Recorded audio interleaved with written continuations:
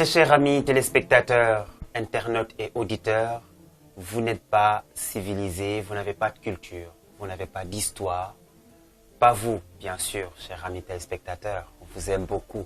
Mais c'est ce qu'a voulu nous faire croire le colonisateur pour nous dompter, nous asservir, nous empêcher de nous développer, nous empêcher de tirer tirer de la lumière de l'histoire de nos ancêtres pour éclairer notre futur, parce que tout simplement, l'histoire, c'est la lumière du passé dans les mains du présent pour éclairer le futur. Ici, à la première télé éducative de l'Afrique au Sénégal, nous allons revenir dans toute sa splendeur sur l'histoire des civilisations authentiques négro-africaines.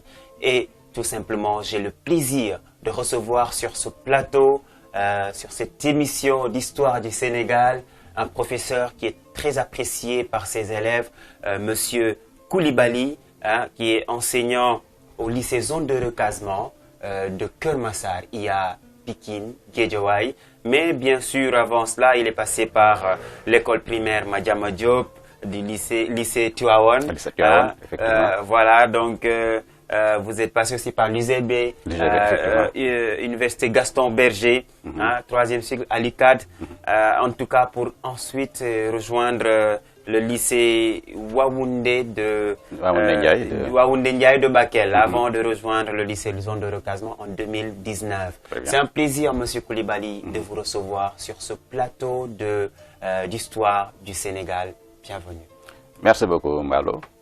Vraiment, je suis heureux d'être reçu chez vous, télé-éducative, télé-école, effectivement, et particulièrement pour cette histoire, donc pour cette émission portant donc sur l'histoire du Sénégal. Et je pense que parler des civilisations négro-africaines serait un plaisir pour moi, en réalité, d'autant plus que ça nous engage, quelque part, en tant qu'éducateur, en tant qu'enseignant, de faire connaître cette histoire à nos élèves, à nos apprenants, en réalité. Merci encore une fois de plus. Tout le plaisir est pour nous. Je tenais, avant de commencer l'émission, à vous remercier pour le noble service que vous rendez à vos élèves, parce que vous êtes très apprécié par vos élèves. Moi, j'étais un soir à la maison, dans le salon, et j'ai entendu ma petite sœur parler de Monsieur Coulibaly. Awa, il y a sa petite sœur Fatima aussi, qui a dit « Ah, c'est un monsieur très gentil, c'est un monsieur qui est excellent, qui enseigne très bien. » Et j'ai dit « Waouh, ce profil-là peut-être est très intéressant, je vais essayer de m'approcher de Monsieur Coulibaly. » Et quand je vous ai contacté, la première réponse, j'ai su que vous êtes quelqu'un qui met d'abord vos élèves en priorité, parce que je vous ai contacté il y a quelques mois, vous m'avez dit, bon, je veux bien, je m'engage pour l'éducation, mais il faudra attendre les fêtes de Pâques, parce que pour le moment, voilà, j'ai des élèves et il faut que j'assure mes cours. Cette réponse m'a touché et je me suis dit, voilà quelqu'un qui est engagé, qui est patriote, mais qui met en priorité ses élèves. Et tout simplement, rien que pour ça, je tenais en tout cas à vous dire merci pour le noble service que vous rendez à l'éducation au peuple sénégalais. Alors aujourd'hui, Monsieur Coulibaly, on va parler d'une thématique qui me fait penser à Cheikh Anta Diop, dans ses œuvres Nation et culture, civilisation et barbarie. Une thématique qui tout simplement touche l'identité africaine. Oui, on va parler de la civilisation négro-africaine, la civilisation authentique négro-africaine. Ma première question, c'est d'abord, Monsieur Coulibaly, qu'est-ce qu'une civilisation? Merci beaucoup, M. Mbalo. Vous avez posé une bonne question et en réalité, ça nous permet d'entrer dans le vif du sujet. Parce que quand on parle de civilisation, donc en réalité, c'est un ensemble de caractères communs à des sociétés. C'est comme ça qu'on étudie les civilisations. Mais pour parler de ce thème en soi, pour entrer dans le cadre, ce qui nous intéresse surtout, c'est que chez les élèves, ce thème-là porte un niveau bien défini dans le programme. Si on évolue dans le programme, vous verrez que c'est à la fin du programme. Et nous, en tant que professeurs d'histoire et de géographie, qui sommes là pour enseigner à nos élèves nos valeurs aussi, malheureusement, en ce moment, nous n'avons plus le temps de développer clairement ce thème. Donc voici aussi ce qui fait que c'est un plaisir pour moi, véritablement, de venir ici, d'exposer ce thème, pour nos apprenants en terminale, pour former aussi nos citoyens à ce niveau-là. Notre humble avis, réellement. Donc, pour revenir, civilisation, c'est l'ensemble des caractères communs à une société. Vous avez plusieurs types de sociétés, ils ont leurs propres traits communs.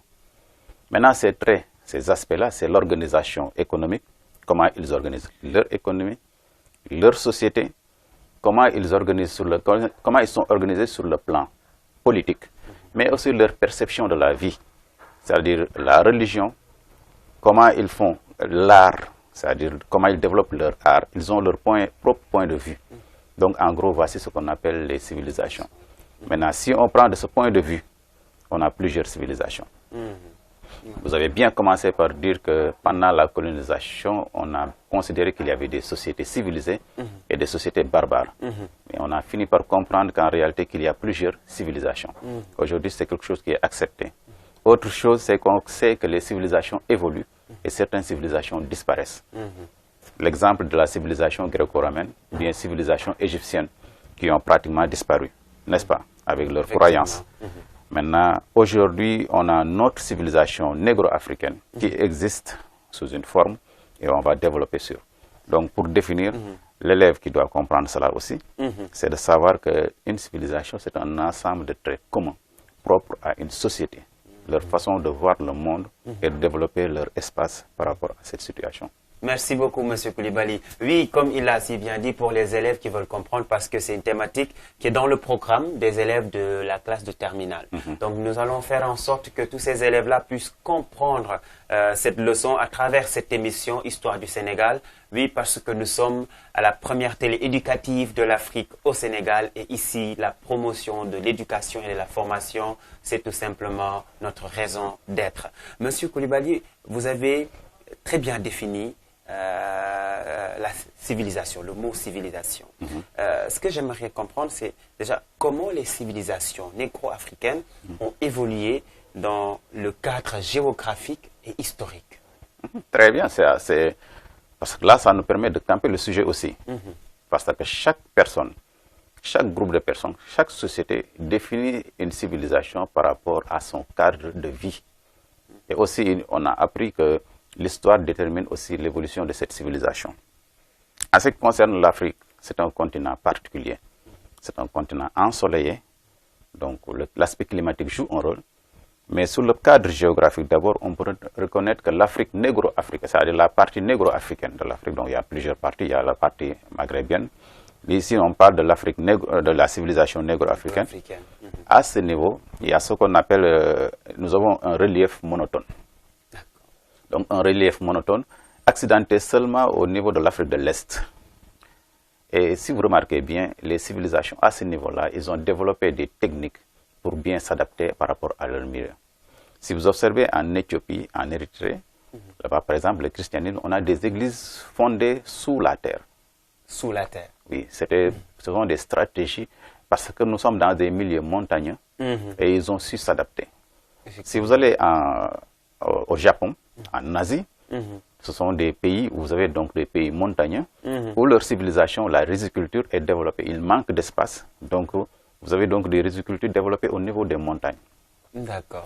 Maintenant, nous, on a une chance d'avoir un territoire pratiquement monotone, n'est-ce pas? Donc l'aspect du relief en soi n'a pas ce qui détermine essentiellement notre façon de vivre dans notre société, d'organiser notre façon économique, notre vie économique, et dépend particulièrement de l'aspect climatique. Je veux dire par là que nous sommes dans des milieux dans la zone intertropicale. Pratiquement, donc c'est une zone chaude. Effectivement. Donc cette chaleur-là détermine aussi notre façon de vivre, notre façon de nous habiller, les constructions.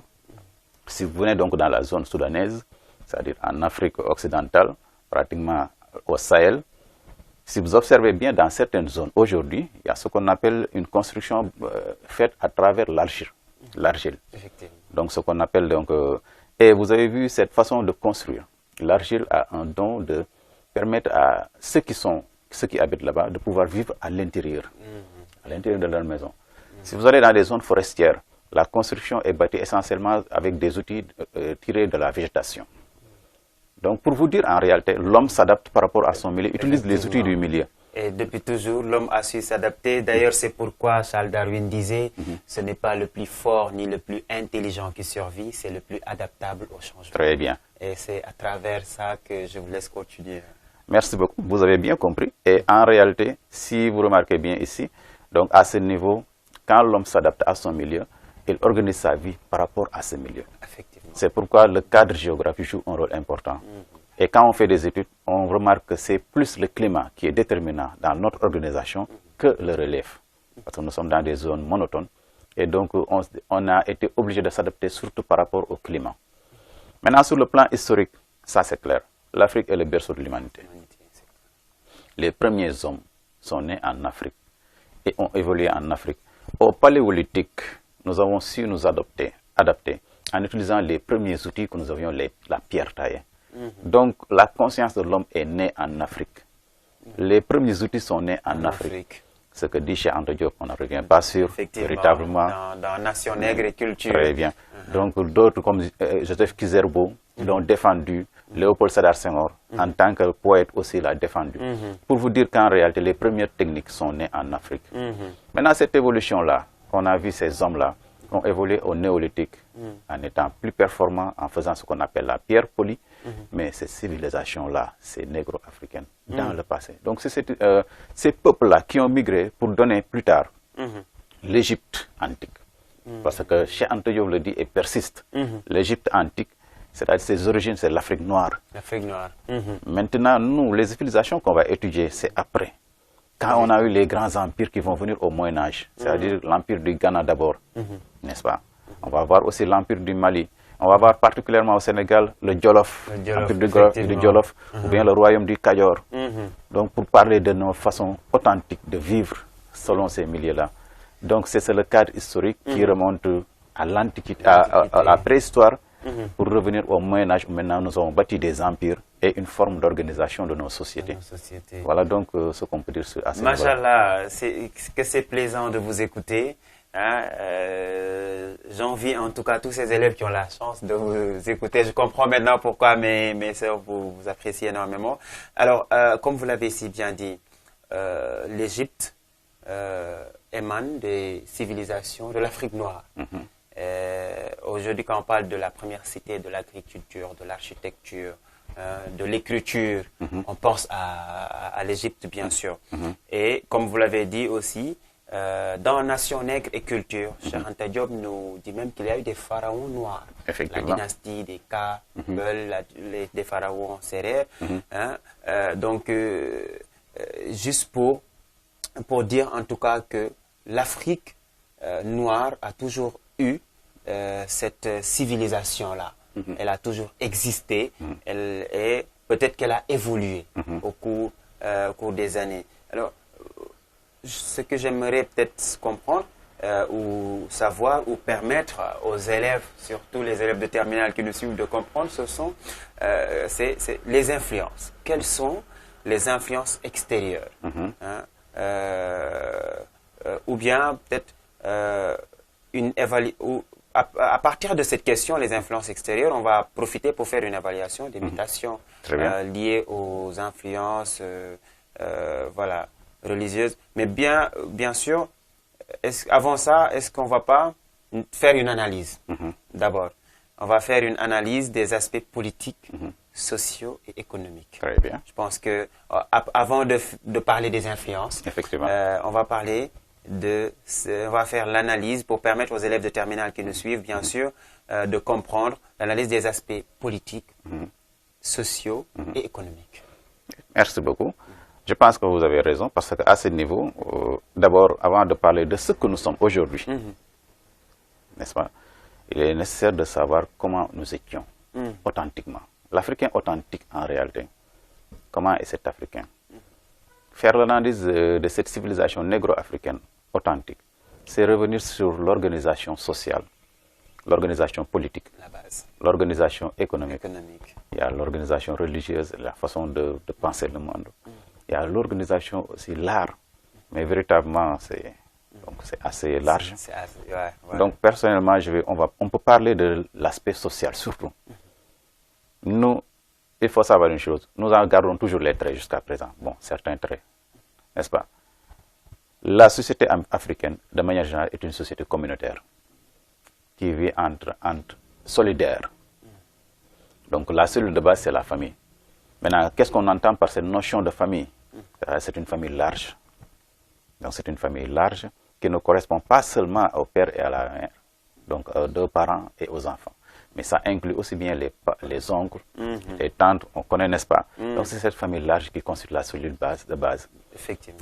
Dans cette famille-là, l'organisation, quelles que soient les sociétés où vous allez, en général, que ce soit au Ghana, donc en Afrique occidentale, au Mali, si nous allons chez les peuples Ewe, donc en Côte d'Ivoire, si nous allons aux Ashanti, au Ghana, n'est-ce pas? Si vous allez donc dans le passé, dans les peuples Zoulous, n'est-ce pas? Si vous allez dans les peuples Monomo Tapa, c'est-à-dire que donc, là, partout dans toutes ces civilisations que nous avons connues, en réalité, vous avez ici ce qu'on appelle une solidarité qui existe, une vie communautaire basée sur une cellule de base, la famille. Donc ça, c'est déjà clair. Maintenant, cette société-là est basée aussi sur des normes. C'est-à-dire, dans nos sociétés, il y a ce qu'on appelle la gérontocratie. C'est-à-dire que toujours, l'Africain respecte le plus âgé. C'est-à-dire que dans nos sociétés authentiques, le plus âgé est respecté et c'est lui qui détient quelque part le pouvoir, n'est-ce pas? Ce qu'on appelle le patriarche. Mais en réalité, vous remarquerez une chose, dans nos sociétés, on en garde toujours les traits, je le dis tout le monde. Même si il y a celui qui est le plus âgé qui décide dans la société, le chef de famille, il n'est pas entièrement, ce rôle ne lui est pas entièrement donné. Il y a le conseil de famille, il y a les tantes, il y a les oncles qui sont là, qui ont leur mot à dire, ce qui fait qu'il n'est pas entièrement libre. Donc, ce qui fait que nous avons ici une organisation sociale. Mais ce qui est intéressant aussi dans notre société, dans cette société-là, il faut le remarquer, c'est que l'enfant, il y a une hiérarchisation, n'est-ce pas? L'enfant est exclu de la société. Et nous, ce qui nous intéresse plus, c'est l'enfant. L'enfant dans la société africaine appartient à tout le monde. Dans les villages, au niveau des villages, si vous avez un enfant, il est éduqué par tout le monde. Tout le monde, Donc ça c'est l'enfant. C'est ce qui faisait la richesse même. Voilà. Très bien. Donc l'enfant là, en réalité, est-ce qu'on lui dénie des droits? C'est une question qu'on peut se poser, n'est-ce pas? Mais en réalité, on fait un constat. Nous allons faire un constat. Ce qu'on constate, c'est que cet enfant-là ne devient homme que s'il passe par des rites. Effectivement. Chez les Diola, on parle de caste de l'homme, n'est-ce pas? Nous savons ce qu'on appelle la circoncision, ce qui fait que les enfants deviennent donc grands. Des hommes. Des hommes, très bien. Mais à ce niveau, c'est une école. Le bois sacré chez les Diola, on enseigne là-bas, on inculque des valeurs. Et une culture très riche, en tout cas, la culture Diola. Très bien. Un coucou à tous les Diola du Sénégal. Très bien. Donc, vous avez ici, en réalité, quelles sont ces valeurs maintenant qu'on inculque à l'enfant? On a remarqué que nos civilisations sont un peu similaires aux civilisations indiennes. Les peuples indiens, en réalité. Le courage, le jom, le fit. Un homme, comment il doit garder sa maison, sa femme, sa famille. Comment il doit évoluer dans la société. Sens de la responsabilité. Le sens de la responsabilité. Un homme ne doit pas pleurer en soi, c'est-à-dire le courage en soi. Donc, à partir de ce moment, on éduque l'homme. L'école de la vie. Donc, nos civilisations, c'est ça en réalité.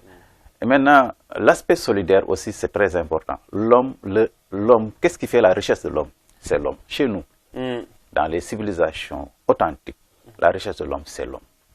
La richesse de l'homme, c'est l'homme. C'est l'homme.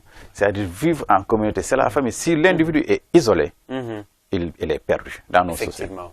Et c'est comme l'a si bien dit Étienne de Lavoisier dans son livre, l'homme n'est rien sans les hommes. Sans les autres. La richesse ou la valeur de l'homme dépend de son entourage. De son entourage, voilà. Effectivement. On n'est que ce que notre entourage fait de nous. Effectivement. Voilà donc ce qui fait que, à partir de ce moment, on éduque l'enfant.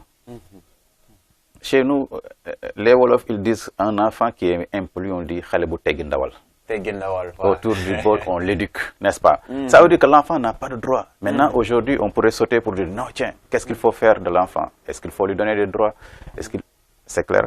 Donc, mais nous avions cette façon de faire et d'éduquer l'enfant. Maintenant, quand il sort de la case de l'homme, quand il devient homme, il devient responsable. Deuxième chose, la femme n'est pas l'égale de l'homme dans nos sociétés. La femme est sous tutelle. Effectivement. Ça, dans les civilisations négro-africaines, la femme est sous tutelle. Donc c'est une réalité qu'on observait, Sous la n'est-ce pas? responsabilité La de son responsabilité de ses parents avant d'être mariés, être marié sous la responsabilité de son mari, de son mari, effectivement. n'est-ce pas? Mais ici, comment faut-il voir les choses? Est-ce que la femme doit être émancipée? Ce sont des débats. Dans tous les cas, quel est le rôle, quelle est la place de la femme et de l'homme en ce moment-là? Nous avons étudié au néolithique et au paléolithique que les hommes allaient à la chasse, les femmes s'occupaient des ménages. Les ménages. Elles pouvaient faire les cueillettes, mais surtout des ménages. Et ça a évolué jusqu'au moment des moments authentiques. Donc en ce moment, nous allons voir plus tard que si on veut être progressiste, il y a des choses peut-être qu'on pourrait changer. Mais cela étant, moi je pense que ce sont les Africains à eux-mêmes de changer leur société. Et de voir comment faire évoluer les choses, s'il y a à faire évoluer, n'est-ce pas? Maintenant, dernière chose, à ce niveau social, c'est véritablement le fait que quand vous avez une société où vous avez la gérontocratie, le vieillard véritablement est respecté. Il détient le savoir. Ouais. Il y a tellement de citations à ce niveau qui portent sur le vieillard, surtout chez les Wolofs. Parce que moi, j'ai grandi en milieu Kadior, à Tivaouane, j'ai fait un clin de là-bas. Donc, bien que je suis né à Saint-Louis, donc j'ai grandi à Tivaouane. Donc, ce milieu Kadior, et on connaît parfaitement qu'il y a beaucoup de citations Wolof qui parlent de l'importance du vieillard, comme le dit aussi Amadou Ambadeba. Ce respect-là qu'on donne au vieillard doit être de mise jusqu'à présent dans nos sociétés. Donc, sur le plan social, véritablement, il y a une certaine organisation. Et cette organisation hiérarchisée, quoique chacun a sa place, n'est-ce pas? Donc, ça, c'est sur le plan social. Sur le plan politique, on a eu des États. On a eu des États, on a eu des chefferies, on a eu aussi des sociétés sans État, n'est-ce pas? Mais quels que soient les types de sociétés, ces sociétés sont toujours bien organisées, n'est-ce pas? Que ce soit sans État, la coutume reste de mise. Des chefferies, la coutume reste de mise. Dans les sociétés avec État, où il y a une puissance, c'est-à-dire le roi ou l'empereur, qui est très puissant, chez l'Empire du Mali, le Mansa, chez les Ghanéens, chez l'Empire du Ghana, autant pour moi, nous avons ce qu'on appelle le Kaya Manga Sissé. Donc ces gens-là, au Bourba Djolof, n'est-ce pas, le Damel au Kadior, quels que soient ces gens, quels que soient ces empereurs, ces dirigeants, ils régnaient, mais ne gouvernent pas. C'est la coutume qui gouverne. D'accord. Alors là, ça, je viens de comprendre. Ça, c'est parce qu'il faut savoir que quand on parle de démocratie aujourd'hui, séparation des pouvoirs, on a vu ce qui s'est passé au Sénégal. Il y a une séparation des pouvoirs, n'est-ce pas? Mais cette démocratie a été définie au temps moderne. Parce qu'on dit, en fait, dans l'histoire qu'on apprend, on dit que c'est en Grèce, avec Périclès, que la notion de démocratie est née. Donc, en ce temps-là, 4e siècle, 5e siècle, même avant Jésus-Christ, ils avaient ce qu'on appelle le Sénat. Ils avaient donc une forme de gouvernement, n'est-ce pas, avec des citoyens. Mais il n'y avait pas de séparation de pouvoir. Et le dirigeant, le César ou bien le Basile, était très puissant, comme le fut le pharaon, quelque part. Mais c'est avec la révolution industrielle, plus tard, qu'on verra que les pouvoirs vont être de plus en plus séparés, jusqu'à arriver aujourd'hui au moment où le pouvoir du président ne doit pas être aussi développé pour éviter donc les régimes totalitaires qu'on a vus dans l'histoire. En Afrique, quand la Dior devait être promis, ce sont les Tchédos qui ont pesé de leur poids avec Demba Warsal. Donc les Tchédos ont eu une influence dans la prise de pouvoir de la Dior. Parce qu'à ce moment-là, n'est-ce pas, nous avons un royaume du Kadior qui est là, qui fait face à l'Européen, à l'Occident. Et la Dior était très jeune. Il était très jeune. Donc il a fallu le poids aussi de Demba Warsal, n'est-ce pas? Ouais, qui était son conseiller. Qu'on appelle Messetin de Dior, n'est-ce pas? Plus connu sous le nom de Messetin de Dior. Voilà. Très bien, qui a influencé, n'est-ce pas? Pour vous dire simplement que le roi peut régner, mais c'est la coutume qui gouverne. Comme aussi dans la famille, le père de famille dirige. mais tout au long, il y a une tradition qui est là, qui lui impose certaines choses. Voilà, et il dirige en respectant les normes. Les normes. Donc, pour vous dire en réel, en définitive, qu'est-ce qu'on veut dire? Nous avons des sociétés qui ont existé et qui ont eu des normes.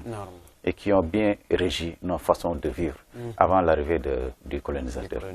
Ça, c'est sur le plan économique. Maintenant, sur le plan économique en soi, il faut savoir que si on avait parlé de l'aspect géographique, en réalité, l'espace géographique, c'est la matrice même, je pourrais dire, de notre civilisation. Je veux dire le lieu où se formait cette civilisation. Si vous allez chez les Mayas, au Mexique, ils connaissent le maïs. On dit que le maïs est originaire de là-bas. Vous avez chez les Occidentaux, dans les milieux tempérés, le blé est là-bas, n'est-ce pas? Mais chez nous, c'est le mil. Il y a une façon, c'est-à-dire que notre nourriture de base, c'était le mil, le lait tiré des vaches, tout cela. Cette civilisation sur le plan économique, donc, c'est une agriculture de vivrière, de subsistance. Quoique dans des milieux rudes, on a vu que donc, notre alimentation était plus ou moins pauvre. Ce qui fait qu'aujourd'hui, si on doit évoluer, si on est progressiste, on doit revoir tout cela aussi. Effectivement. Mais il y avait une forme d'économie. Et c'était basé sur le troc aussi. Le troc, l'échange. L'échange entre les cordonniers, les agriculteurs, les pêcheurs, tout cela. Donc, en définitive, on avait aussi une forme d'économie basée sur le troc et sur la production de produits vivrières de subsistance. Voilà ce qu'on peut dire en gros ici, donc, sur l'ensemble des organisations sociales ou politiques, ou bien et on n'est pas exhaustif aussi. On voit en tout cas que les sociétés africaines ont toujours été organisées. Très bien. Et que la civilisation a toujours été là. Peut-être que ça a évolué avec le temps. L'aspect politique, religieux ou économique. C'était des sociétés en tout cas qui ont toujours eu cette organisation-là, qui ont toujours fonctionné sous des normes et des principes. Alors, à un moment donné, la question, je vous l'avais posée avant, on va revenir sur les influences extérieures. Effectivement, oui. Parce que jusque-là, on a parlé de l'Afrique, de comment on s'est organisé, des civilisations, mais tout ça, c'est l'Afrique, c'est les Africains. Les influences extérieures, par rapport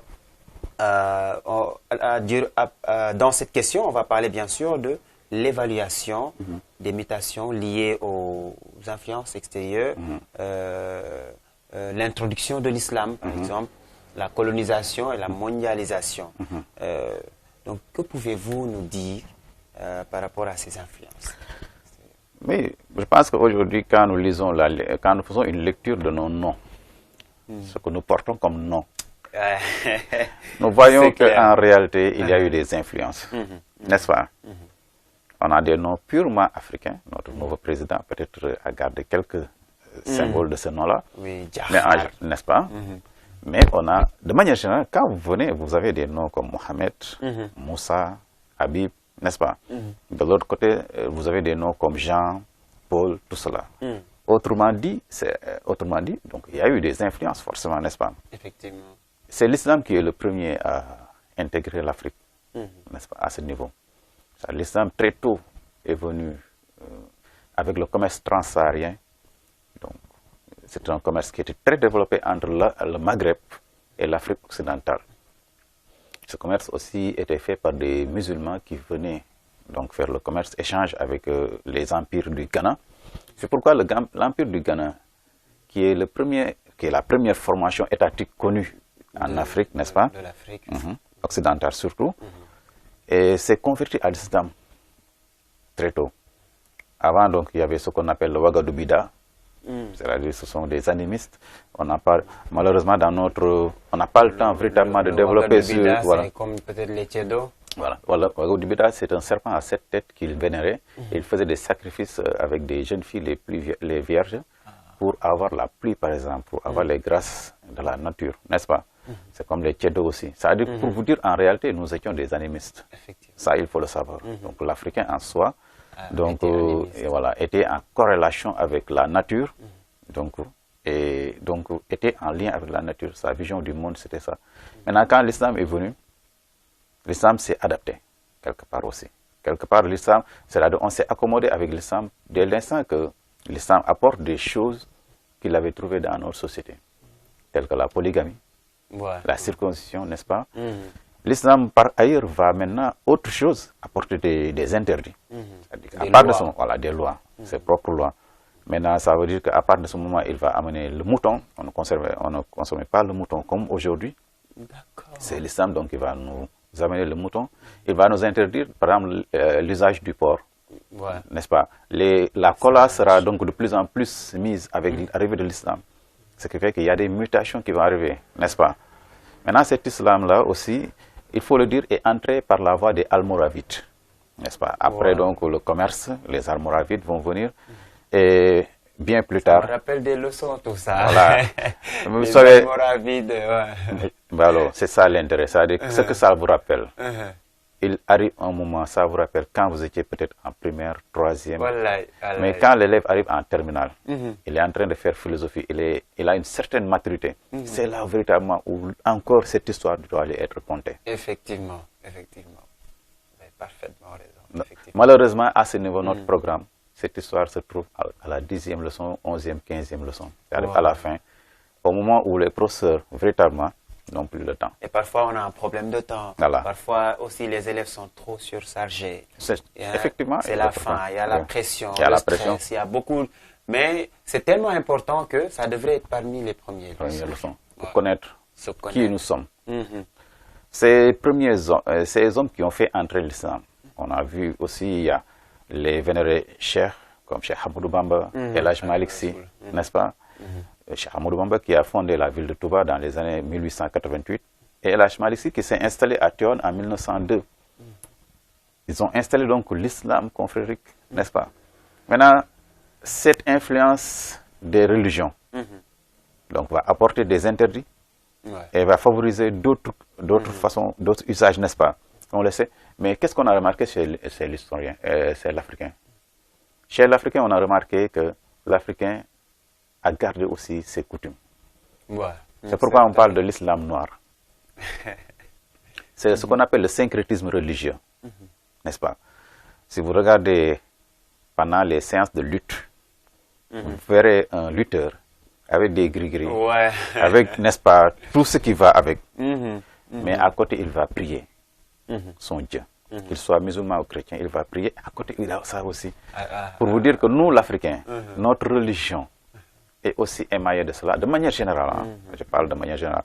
Bien que cette fois-ci, maintenant, dans nos sociétés, vous avez de plus en plus des gens qui se démarquent de plus en plus. Mais voici ce qui était nos réalités. Voici donc l'influence de la religion qui va amener des mutations.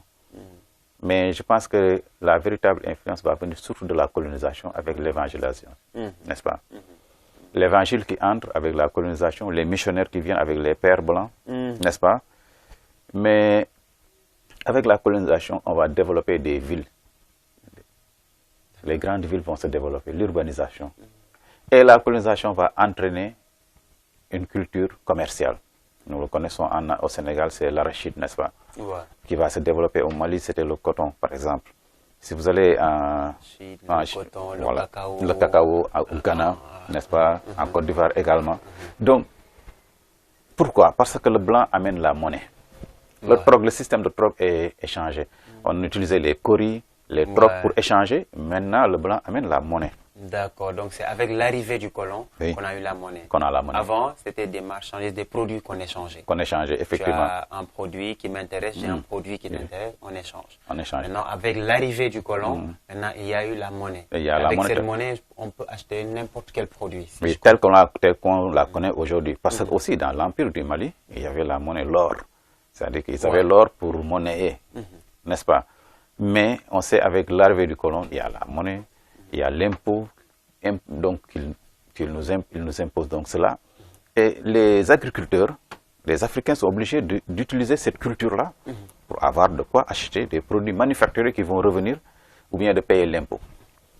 Donc on va délaisser les cultures vivrières, on va mettre l'accent sur les cultures de rente qui vont servir à la métropole. Donc c'est ça qu'il faut savoir sur le plan. L'influence et le développement de l'urbanisation, on le verra. Avec l'urbanisation, maintenant, les cellules de base, le village, les choses vont commencer à avoir des mutations en réalité. Donc à ce niveau, nous avons véritablement des influences historiques, l'islam, mais aussi au 19e siècle, l'arrivée donc de l'impérialisme. Entre-temps, il y a eu la traite négrière qui a déstructuré beaucoup de nos sociétés quelque part. Hein. Voilà, surtout avec qui a donc enlevé, sur le plan démographique, ça a eu beaucoup d'impact quand même. Voilà, ça, il faut le savoir aussi. D'accord. Alors, merci beaucoup pour ces éclaircissements. Je pense qu'on a parlé de l'influence de l'islam, la colonisation, mais aussi il y a la mondialisation. Alors là, la place de la civilisation négro-africaine dans la mondialisation. Je pense qu'il serait intéressant aussi d'en parler. Très bien. Oui, je pense que pour la place, notre civilisation, parce que nous, quand on enseigne, au-delà de la civilisation, on peut dire au-delà même ça, la civilisation englobe le tout en réalité. Mais on a des données, on va parler de l'Afrique comme périphérie marginalisée, c'est-à-dire qui n'apporte rien dans la mondialisation. Pourtant, au début de la mondialisation, à ses débuts, après la guerre froide, je veux dire, hein, quand la mondialisation concrètement va se développer, parce qu'avant, donc, il y avait à tout moment, il y a une mondialisation. Pendant la traite négrière aussi, il y a une mondialisation du commerce, le commerce triangulaire tout de même. Mais la mondialisation telle que nous la connaissons en ce moment-ci, Senghor disait c'est le rendez-vous du donner et du recevoir. C'est ce qu'il disait. Effectivement. Aujourd'hui, quand on étudie les civilisations, dans ces définitions que j'ai données, il y a un aspect important. Dans les civilisations, on parle de valeurs, c'est-à-dire des valeurs, mais aussi on parle de l'aspect technique et scientifique. Et aujourd'hui, ce qui est plus mis en valeur, c'est l'aspect technique. Et les valeurs plus ou moins subjectives sont délaissées. Mais en réalité, l'Afrique a un retard technologique, on le dira, n'est-ce pas? Puisqu'il a un retard technologique, est-ce que cela veut dire en réalité elle est en retard en soi? C'est une seule des phases de l'humanité où elle est en retard. Elle n'est pas totalement en retard, mais peut-être il y a eu un point, c'est-à-dire la technologie. La technologie. Et à ce niveau aussi, il faut retenir une chose, on a été interrompu. Le premier homme à inventer un outil, c'est un Africain, c'est la pierre taillée. C'est banal, mais il faut le dire. Voilà. Effectivement. Il a fallu 3 millions d'années à cet homme-là pour faire de la pierre taille une pierre polie. Donc c'est encore un Africain. On a parlé aussi de l'Égypte, la première c'était des mathématiques. Très bien. Quand on parle de technologie, on parle forcément de mathématiques. Effectivement. Mais surtout aussi les pyramides. Les pyramides, les Thalès ont été influencés par ces découvertes, n'est-ce pas? Pour vous dire simplement, si on n'avait pas été interrompu, le processus de développement de l'Afrique a été interrompu. Interrompu. Parce quoi? Parce qu'ils ont découvert, ils ont fait des découvertes, gouvernail, boussole, mais plus tard la machine à vapeur, n'est-ce pas? Ces découvertes-là leur a permis de venir chez nous, n'est-ce pas? Mais nous, quand vous regardez la musique, les balafons, Kora, tout cela sont des instruments de musique.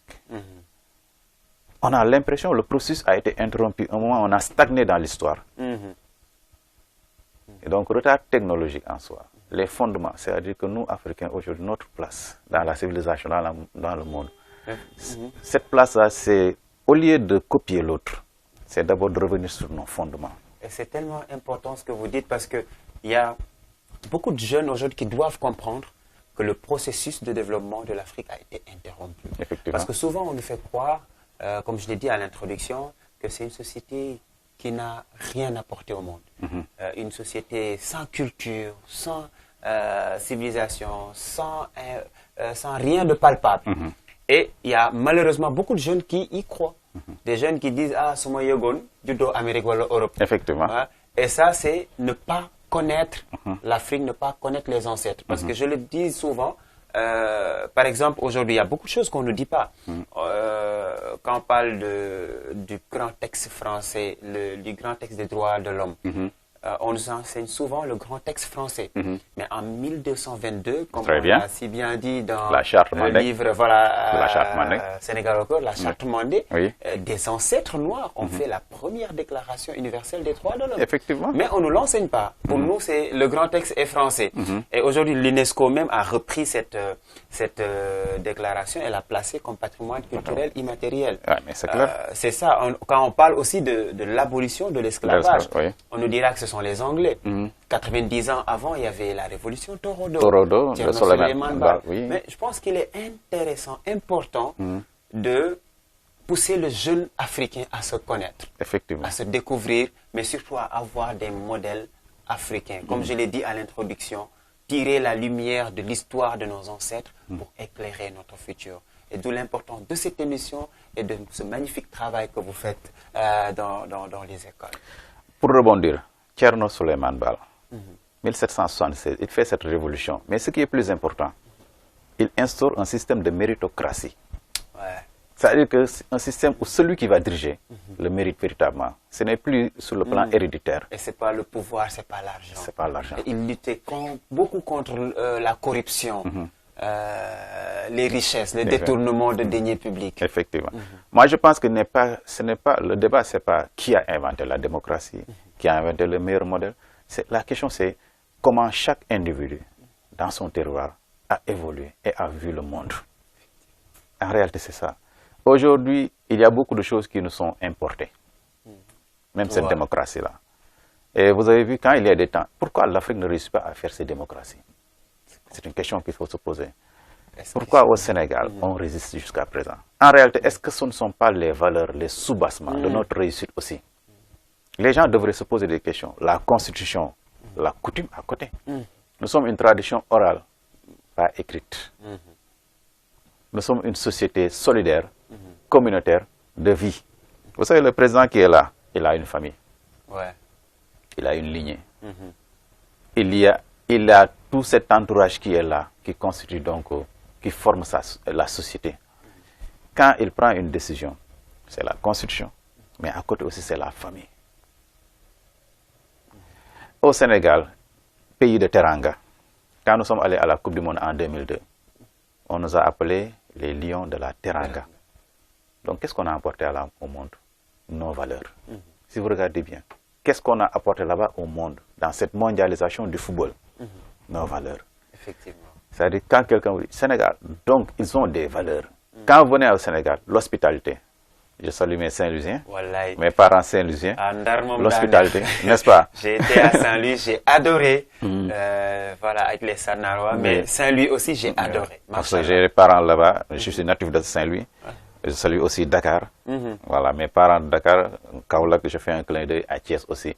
Partout, vous avez ce qu'on appelle la Teranga, c'est ce qu'on définit, mais aussi un peuple pacifique. Ouais. Un peuple qui sait ce qu'il veut, qui sait se battre, mais un peuple pacifique.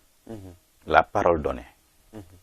Est-ce que vous savez que le 26 octobre 1886, avant de mourir, la Dior, il est allé voir Cheikh Ahmadou Bamba avec toute sa famille, avant de faire cette dernière bataille de Derklé.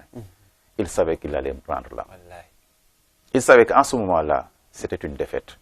Pourtant, il a amené ses enfants, sa femme, ses femmes. Il a amené véritablement sa famille en gros. Et le chef lui a dit, tu peux rester et avoir tout ce que tu veux et vivre. Il lui a dit la parole donnée. La parole donnée, c'est une valeur chez nous. Les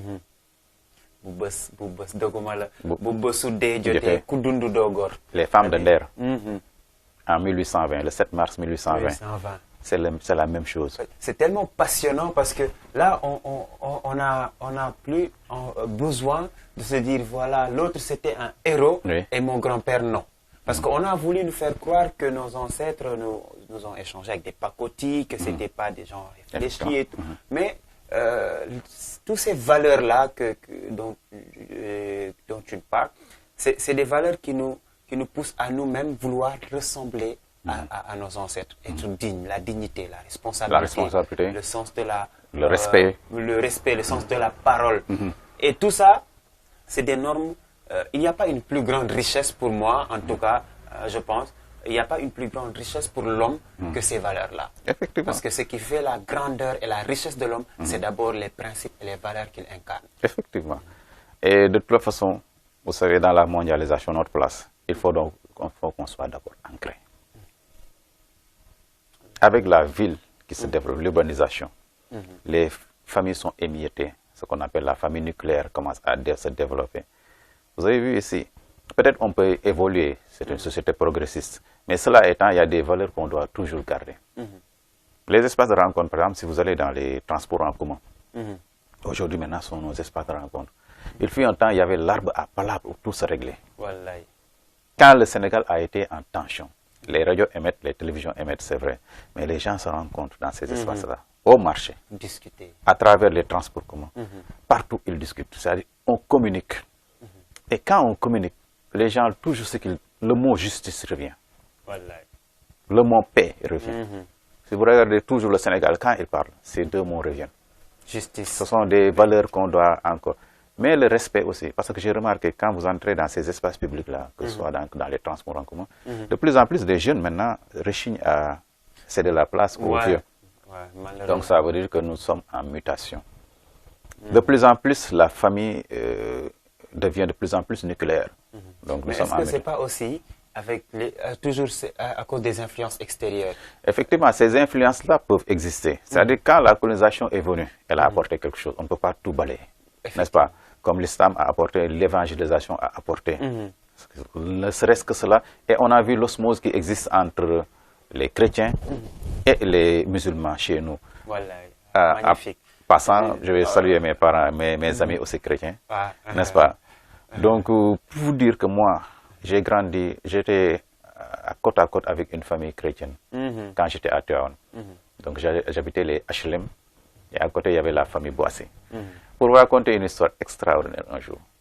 Un jour, on était chez nous, n'est-ce pas?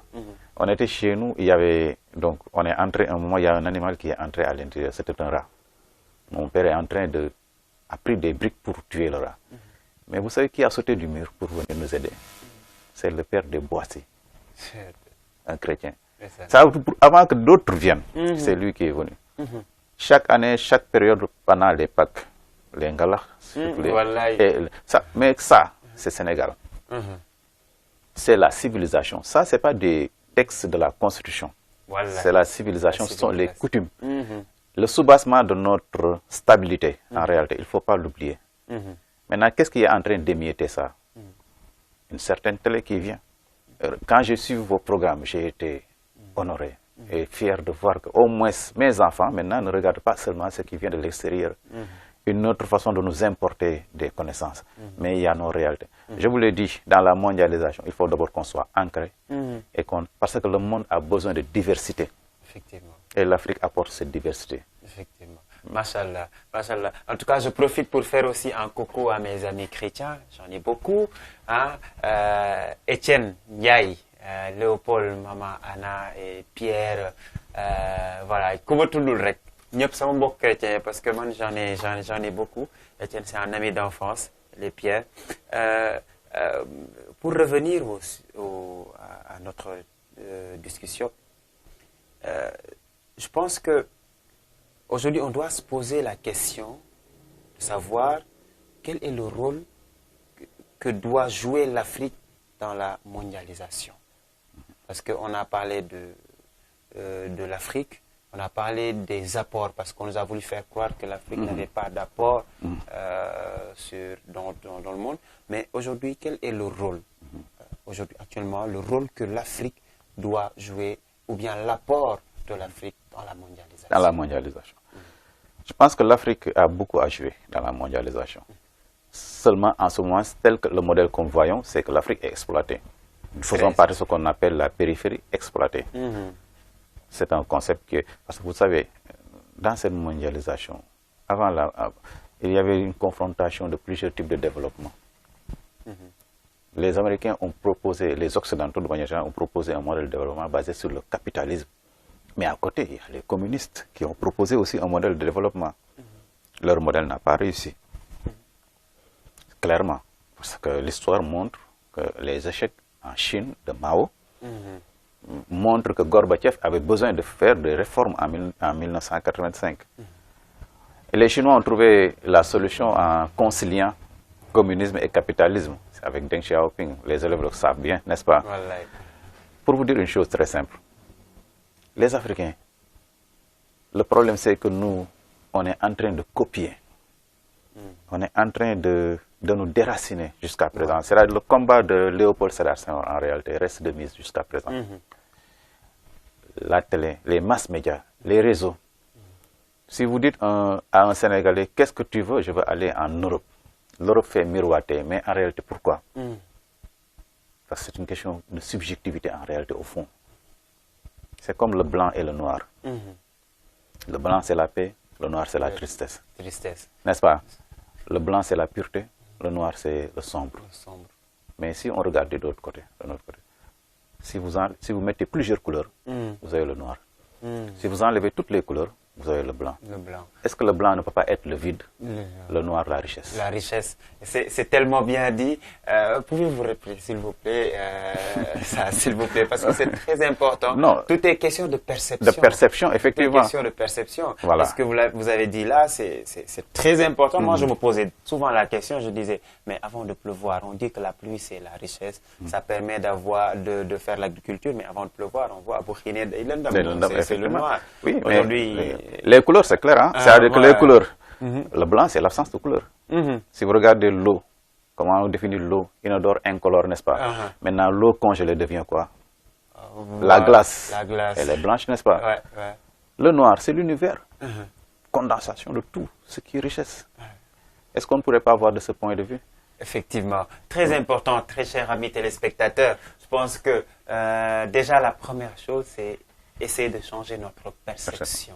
Pourquoi forcément le noir est synonyme de sombre, synonyme de douleur, entre autres? Pourquoi? Bon, nous pouvons penser, commencer par changer de mentalité, changer notre façon de percevoir les choses. C'est vraiment très important. Cette émission, j'aime beaucoup, j'adore en tout cas l'émission et xam-xam yi nga nekk di partager ak ñun yëpp. Je le dis, j'aurais bien aimé avoir plus de temps parce que c'est sûr qu'on a beaucoup de choses à développer, mais souvent on est rattrapé par le temps. Donc, mais on va quand même, traiter, parler du modèle de développement des Européens qu'on veut appliquer à nos pays. Est-ce que ce modèle qu'on veut appliquer dans nos pays est adéquat à nos civilisations? À nos civilisations. C'est une bonne chose, hein, parce que là, nous, en tout cas, nous sommes des observateurs. Nous enseignons et nous voyons. Pas forcément des spécialistes en soi, hein, tout de même. La place, on avait dit, il faut s'enraciner. Et les perceptions, il faut les voir. À ce niveau-là aussi, il faut être très conciliant. On peut voir le blanc d'un côté, du bon côté, mais aussi percevoir le noir du bon côté, hein, tout de même. C'est-à-dire que peu de personnes, rares sont les gens qui feront ça. Beaucoup vont penser que le noir, c'est le malheur, le blanc, c'est le bonheur. Certains vont penser le contraire, mais rares vont faire la synthèse. Et c'est ce qui est plus important. Maintenant, quand vous faites la synthèse, vous acceptez l'autre. Quand vous acceptez que le blanc aussi, du côté, c'est toutes les couleurs, subjectivement, vous les appréciez, vous acceptez l'autre, n'est-ce pas? Maintenant, pour ce qui est le modèle de développement, à la base, vous avez vu ce qu'on a dit? On a défini les civilisations selon leur cadre géographique. Nous, en tant que géographes, l'espace, c'est l'entropie. C'est-à-dire l'espace est habité. C'est l'homme qui bâtit l'espace. Donc, ce n'est pas comme en mathématiques ou dans d'autres sciences. Chez nous, c'est l'individu, c'est la population qui définit l'espace. Maintenant, cet espace qu'il définit aussi dépend de ce qu'il a à travers cet espace. Maintenant, bâtir un modèle de développement importé sans tenir compte des réalités de notre espace, sans tenir compte des réalités de nos sociétés, peut être un problème aussi. Est-ce que vous savez que les Japonais, ce qu'ils consomment le plus, c'est le riz et le poisson? Ah, les Japonais? Les Japonais. J'ai jamais pensé à... Ils sont les plus grands consommateurs de poissons et de riz au monde. Les Sénégalais font partie aussi de ces gens-là qui font... Japonais. Pourquoi? Ensemble de d'îles, n'est-ce pas? Leur principale île, c'est Honshu. Donc il y a 4 grandes îles, n'est-ce pas? Mais ces îles-là, riches en poissons. La riziculture, c'est-à-dire c'est un milieu où un climat favorable au développement de la riziculture. Mais chez nous, les Diola me diront, j'ai discuté souvent avec mes collègues Diola, me diront, non, le riz on cultivait avant. Mais Aline Sitoé Diatta nous a dit une chose. quand il a résisté, il nous a dit, il faut laisser le sucre et prendre le miel. Le miel, la consommation, promotion de la consommation locale. Consommer local. Mais pourquoi? Parce que si tu veux te développer, si tu veux chercher l'autosuffisance alimentaire, si tu veux bien manger, ce que tu dois manger doit provenir d'abord de ton espace. Effectivement. Or, cet espace sahélien, où la pluviométrie manque, il y a des types d'agriculture qui sont plus développés. Les Américains allaient revoir leur régime alimentaire. Au sommet, les hamburgers, les hot dogs, ensuite les hamburgers, le blé, leur aliment de base. Mais chez nous, au Sénégal, le riz, comme je disais tout à l'heure, le diolam, mais c'est avec la colonisation que le riz venait du Vietnam. D'accord. Qu'on importait le riz, oui, le Thieboudion Pendambay à Saint-Louis. Pourquoi? Parce que dans les grandes villes, on a d'abord importé là-bas le riz. Et on a commencé à développer. Mais avant, regardez nos traditions. Au mariage, c'est l'art qu'on utilise chez les mariés. Pourquoi les chrétiens utilisent le ngala? Pourquoi dans nos coutumes, l'aliment de base c'est le mil, le lait? Pourquoi? C'est parce que en réalité, c'est ce qu'on appelle nos aliments que nous trouvons chez nous. Comme les Mexicains utilisent le maïs. Mais donc, il faut promouvoir cela. Le modèle de développement, on n'a pas de savoir-faire dans certains domaines. Mais dans certains domaines, on a un savoir-faire et on peut rendre ça plus performant. Le travail de cuir chez les Ngaï, les chaussures de Ngaï, qu'est-ce qui nous manque? Des firmes multinationales. J'ai vu les Maliens, par exemple, essayer de faire leur propre maillot, des équipementiers. Mais à côté, quand les Africains achètent, ils achètent Nike, Adidas, vous permettez, n'est-ce pas? C'est ce qu'on dit souvent, même dans les pays comme le Nigeria et le pays de... j'oublie un peu le pays, mais c'est le Rwanda, voilà. Le Rwanda, c'est des pays qui ont commencé à construire des voitures, des téléphones. Mais nous, on préfère aller ailleurs. Pourquoi? Parce qu'aujourd'hui, avec les médias, la mondialisation, ce qui entre dans nos maisons réellement, ce sont les médias, n'est-ce pas? On nous fait miroiter l'extérieur. Mais la lutte sénégalaise, j'ai entendu parler des Jeux africains récemment au Ghana, où le Sénégal a été éliminé par le Ghana, que ce soit les femmes, les filles ou les garçons, n'est-ce pas? Quels sont ces jeux? Le football, n'est-ce pas? Mais des Jeux africains en Afrique, avec nos divertissements. Chaque civilisation a créé ses propres divertissements. Ça, il faut le savoir. Chaque civilisation. Nous avions la lutte qui a été transformée avec la colonisation, mais cela étant qui garde les traits de nos civilisations. Mais cette lutte-là, les étrangers viennent suivre. Parce que le monde a besoin de diversité. On a même vu des étrangers qui ont voulu devenir lutteurs. Si vous voulez mon avis, pour nous développer, l'éducation de base est très importante, on le sait, ça c'est clair, n'est-ce pas? Mais quelle éducation? Nos jeunes, nous, comme on nous a éduqués, il y a des valeurs qui doivent rester, parce que ça commence à s'effriter. Ça c'est clair. C'est ce qui fait notre force. Voilà, c'est ce qui fait notre force. Pour avoir la stabilité, la paix, fonder ce citoyen qui tient à ses valeurs, à ce respect, avant même de parler d'autres choses, n'est-ce pas? Sur le plan économique, revoir nos modèles quelque part, promouvoir le consommer local, mais aussi échanger entre nous, pays africains. C'est-à-dire que ce que les Européens font, l'Union européenne, c'est un projet solidaire. Est-ce que vous savez que quand les gens sont dans cette position de difficulté, ils sont plus solidaires? Parce que les Européens, on l'a fait au moment où ils ont connu une destruction massive au lendemain de la Seconde Guerre mondiale. Donc en 1951, quand ils font cette rencontre de 6 pays, notamment avec l'Allemagne et la France, n'est-ce pas? C'était pour éviter à nouveau des guerres, mais ensuite, plus tard, c'était pour créer un projet communautaire avec les accords de Maastricht en 1991, quand la guerre se termine et que les États-Unis deviennent une superpuissance. Les Africains, on parle de monnaie unique. Cette monnaie doit être africaine.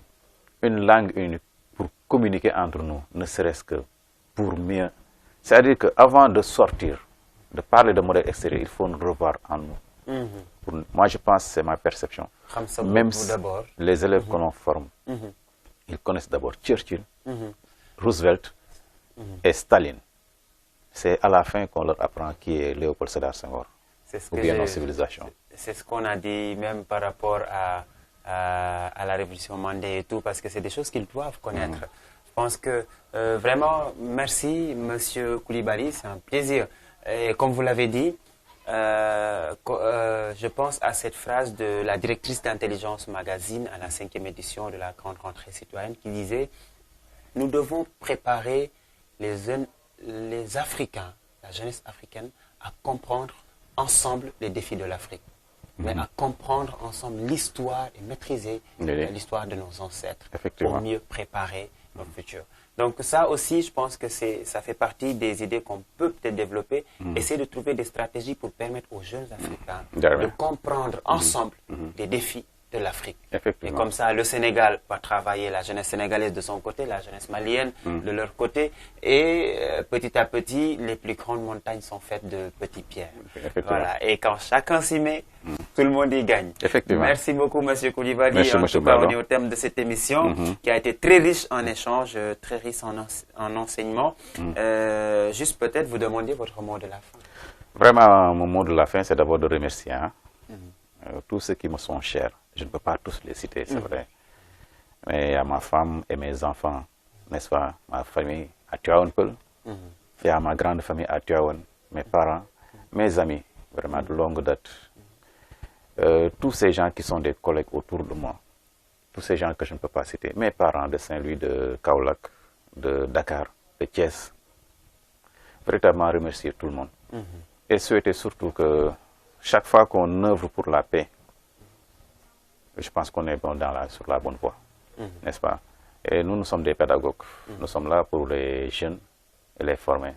Quand nous observons maintenant nos sociétés, il y a des mutations qui arrivent. Il y a des gens qui viennent de l'extérieur. Il y a même des Africains qui demandent des changements.